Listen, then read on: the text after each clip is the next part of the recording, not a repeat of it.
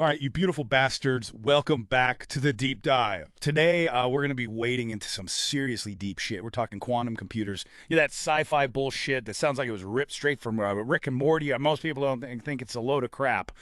But there's this company, D-Wave Systems, and they are claiming that they're selling these bad boys right now, like right now, today. So are they legit, or are they just jerking us around with some high-tech snake oil? Well, I've got our resident brainiac here to help us figure that out, so let's cut the crap and get right to it. What the hell is quantum computing? All right, so imagine a computer that can be in multiple states at the same time. Instead of just being a 1 or a 0, it can be both simultaneously. That's what we call superposition.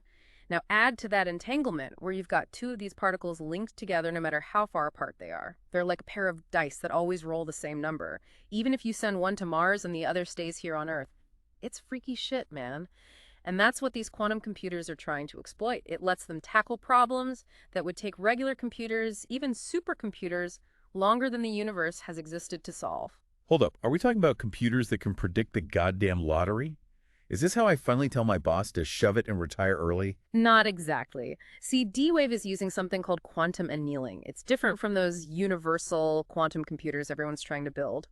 Think of it as a specialized tool for optimization problems. It's like finding the absolute best route for your Amazon delivery driver or designing a jet engine that sips fuel like a goddamn Prius. Okay, so maybe it won't make us millionaires, but it could get us our packages faster and help us save the planet. Not too shabby. Tell me more about D-Wave. Who are these guys? Well, their story is kind of interesting. They actually started as a spin-off from the University of British Columbia up in Canada. Not your typical Silicon Valley wankers. So these guys are chugging maple syrup and building quantum computers in an igloo. I'm just kidding. But seriously, tell me about their computers. Well, their first prototype, way back in 2007, was called Orion. Now, this wasn't meant to be your everyday computer. It was designed as a hardware accelerator.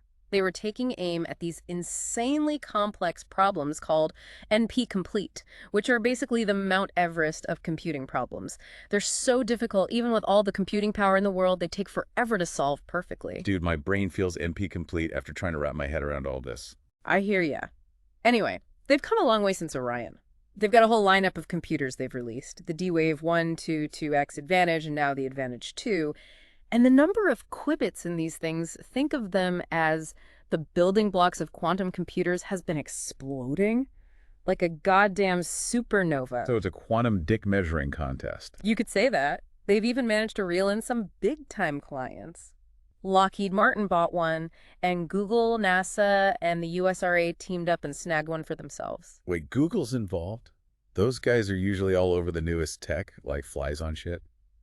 Maybe this quantum stuff isn't as full of shit as it sounds. Yeah, that's what's interesting. It's not all hype and rainbows, though.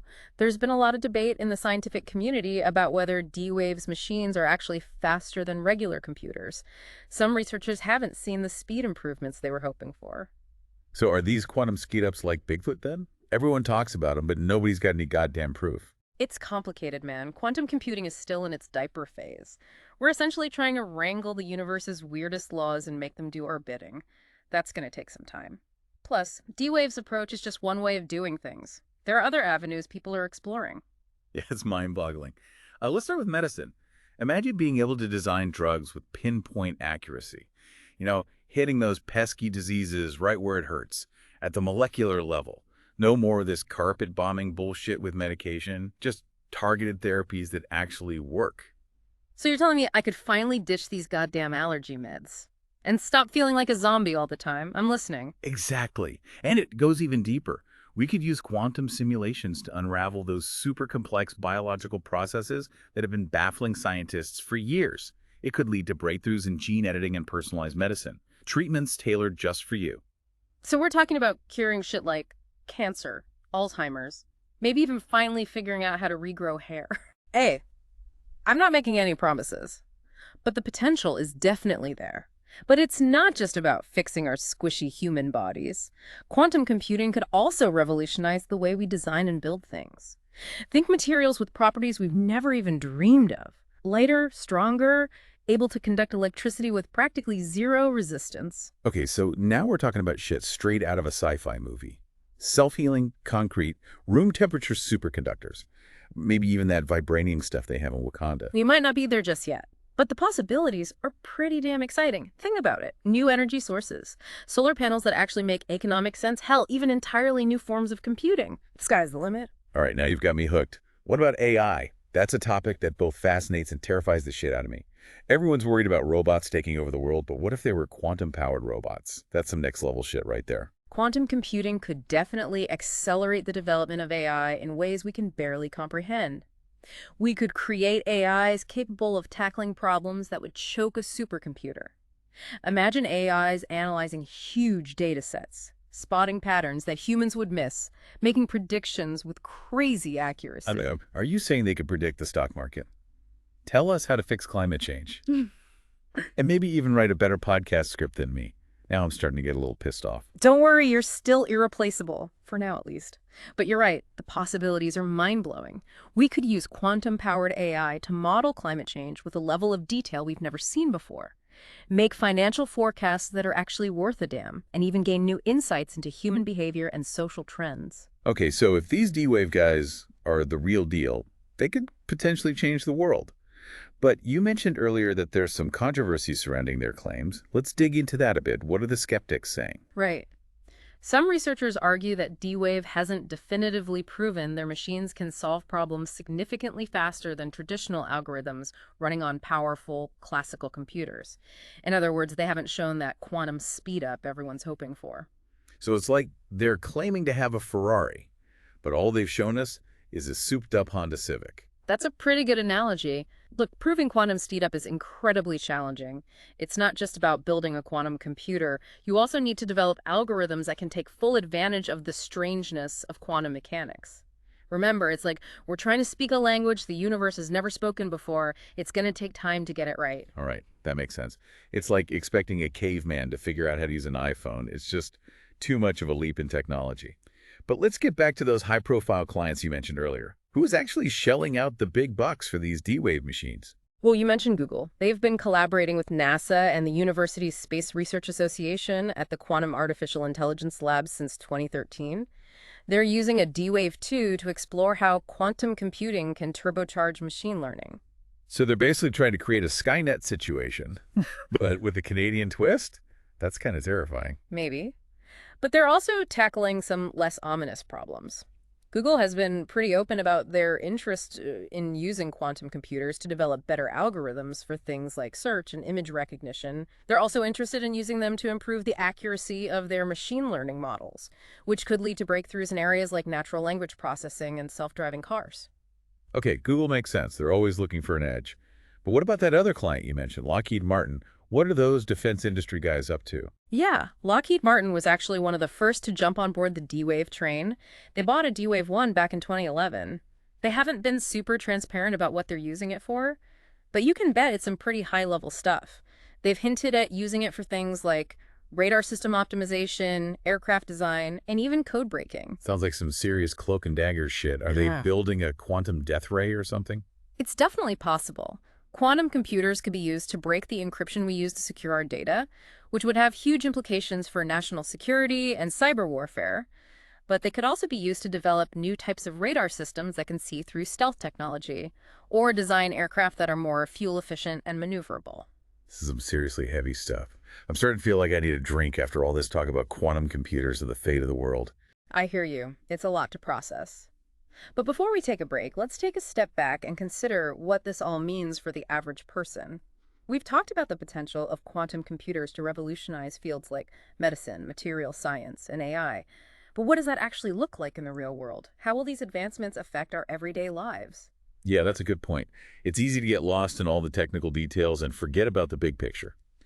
So let's bring it back down to earth. What are some concrete examples of how quantum computing could change the way we live, work, and play? All right, so we've been neck deep in this quantum computer shit, trying to figure out if D-Wave is the real deal or just a bunch of snake oil salesmen. But let's say, for the sake of argument, that they actually crack the code. What does that mean for us regular folks? How's this going to, fuck up or maybe improve our lives? Okay, so let's paint a picture here. Imagine a world where your doctor can design a personalized treatment plan for you, based on your unique genetic makeup. Thanks to quantum simulations that can model the complex interactions within your body. No more guessing games with medication, just targeted therapies that actually work. So no more popping pills like they're candy, just to feel halfway human. Sign me the fuck up for that. What else you got? Hold on, there's more.